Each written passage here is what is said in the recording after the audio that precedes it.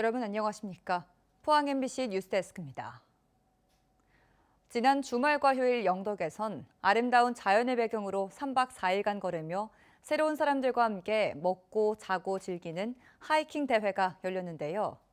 특히 영덕처럼 바다와 산, 강을 모두 걸을 수 있는 코스는 전국적으로도 흔치 않아 참가자의 반응은 폭발적이었습니다. 장성훈 기자입니다. 전국의 도보 여행 마니아들이 경북 대표 바닷길인 영덕 블루로드로 몰려들었습니다. 국내 최대 규모의 아이더 하이커스 대회가 올해는 영덕에서 열린 겁니다.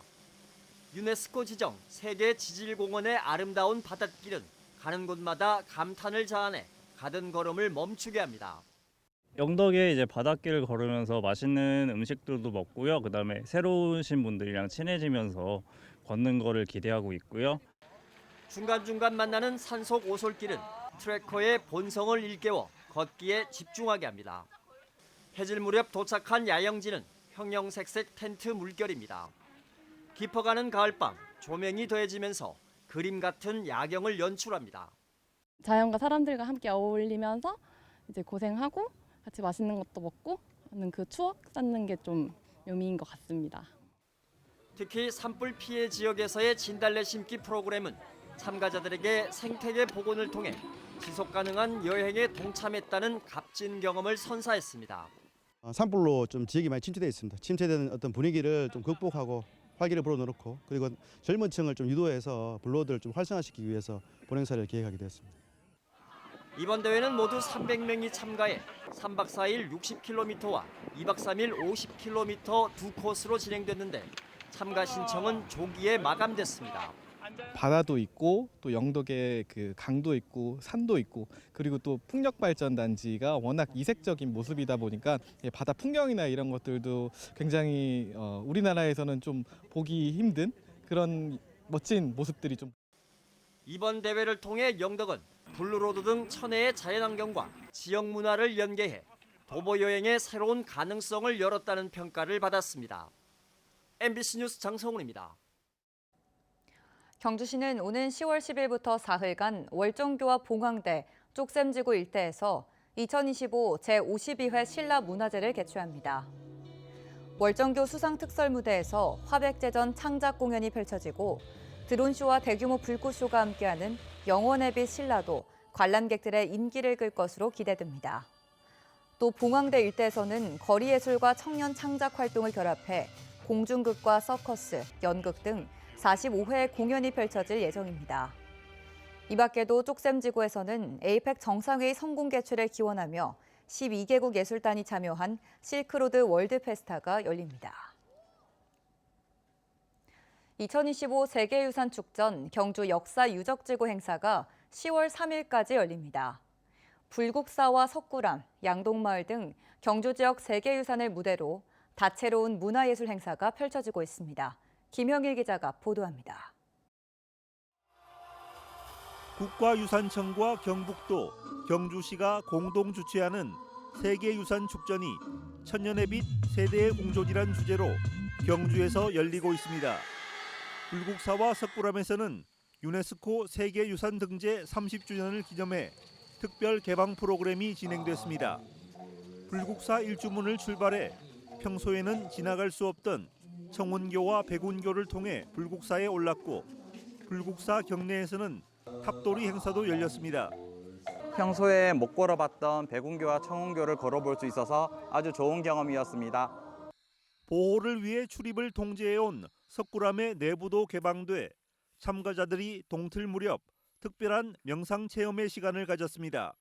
불국사와 석굴암이 유네스코 세계유산으로 등재된 지가 30년이 되는 해입니다. 여러 가지 공연과 또 행사, 야간 걷기 투어 같은 행사를 통해서 시민들이 경주 지역의 문화유산을 좀 더 체계적으로 이해하고 가치를 향유할 수 있도록 준비를 했습니다.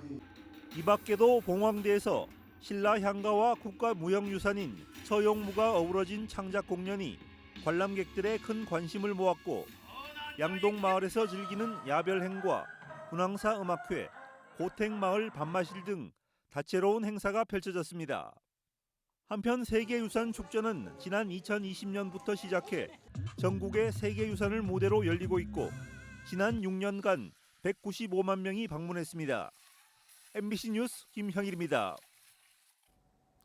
울진군이 악성 특이 민원으로부터 공무원을 보호하기 위해 11월부터 민원전화 통화 권장 시간을 운영합니다.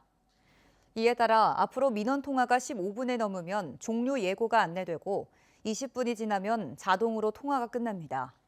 또 통화 중 욕설이나 협박, 성희롱이 발생하면 상담 시간과 관계없이 즉시 종료됩니다.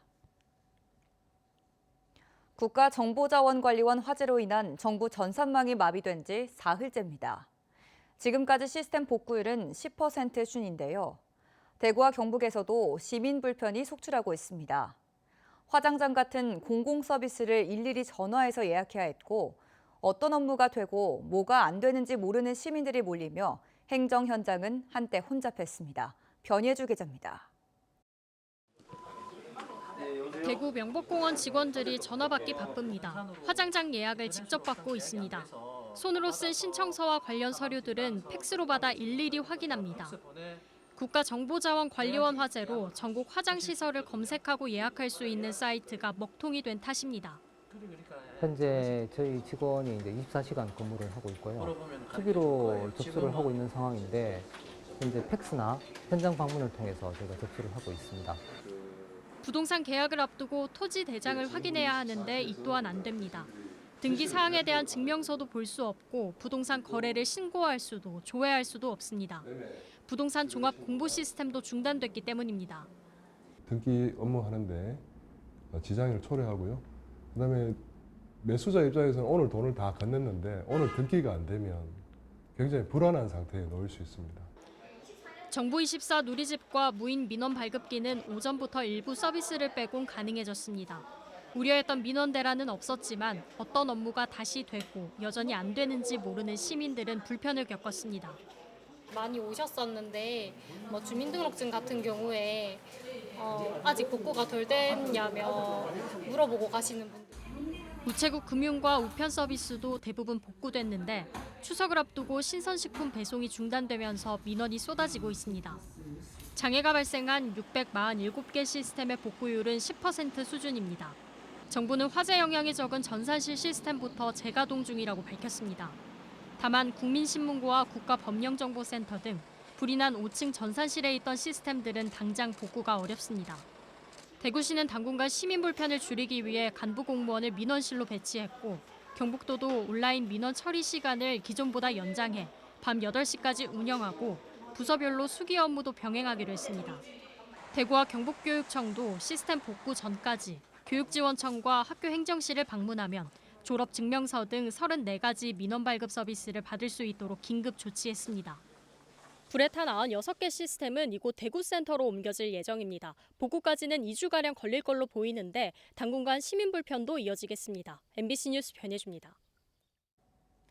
이강덕 포항시장은 오늘 오천읍 행정복지센터를 방문해 국가정보자원관리원 화재로 인한 민원 처리 불편을 최소화하라고 지시했습니다. 이에 따라 오늘부터 시청과 구청, 읍면동 민원실 운영을 8시까지로 2시간 연장하며 점심시간에도 교대 근무를 실시해 긴급한 민원을 처리하도록 했습니다.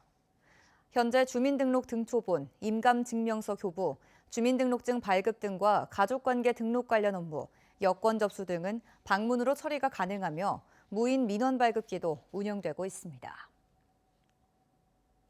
경북 초대형 산불 피해 복구를 위한 산불 특별법이 지난주 국회 본회의를 통과했습니다. 산불 발생 188일 만이었는데요. 특별법 통과와 함께 경상북도는 피해 마을을 재건하고 개발하기 위한 후속 대책을 내놨습니다. 김경철 기자가 전합니다. 지난 3월 의성에서 발생해 안동, 청송, 영양을 지나 동해안이 있는 영덕까지 삽시간에 번진 경북 초대형 산불. 역대 최대 규모인 약 10만 헥타르의 산림이 잿더미가 됐고 보금자리를 잃은 이재민만 5천여 명, 피해액은 1조 원이 넘는 걸로 추산됐습니다. 벌써 반년이 지났지만 주택 복구율은 아직도 0.28%, 달라진 건 거의 없습니다. 피해 규모는 막대한데 기존 재난복구 체계에선 지원 범위와 수준이 턱없이 부족했기 때문입니다. 이런 한계를 극복할 산불 특별법이 최근 국회 본회의 문턱을 넘어섰습니다. 산림 재난과 관련한 특별법으로는 처음입니다. 특별법 시행과 함께 경상북도는 피해 마을 재창조 사업을 본격 추진합니다.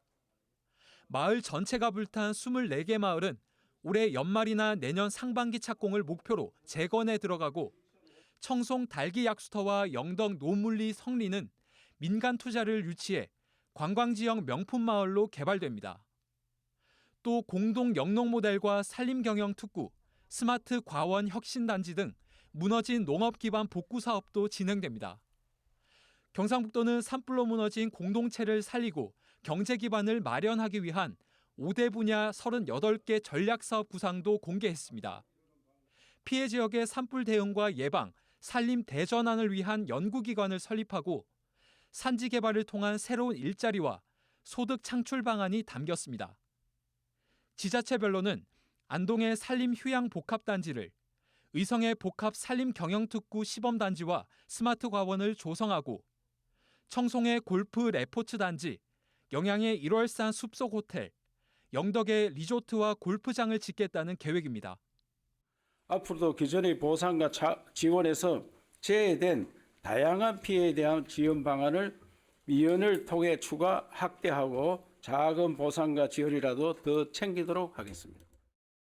피해 주민들의 기대 속에 통과된 산불특별법이 사라진 마을을 되살리고 주민들의 일상 회복을 앞당기는 단초가 될지 주목됩니다.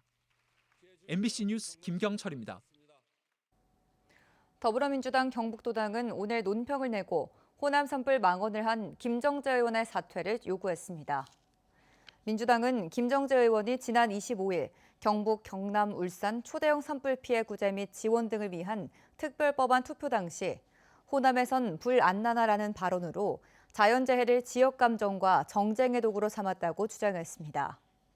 또 내란특검 수사 과정에서 통일교 현안과 함께 불법 자금을 전달받은 내용의 보고서가 발견돼 헌법에 명시된 정교 분리의 원칙을 위반한 의혹도 있다며 김 의원은 석고대죄하고 사퇴하라고 촉구했습니다.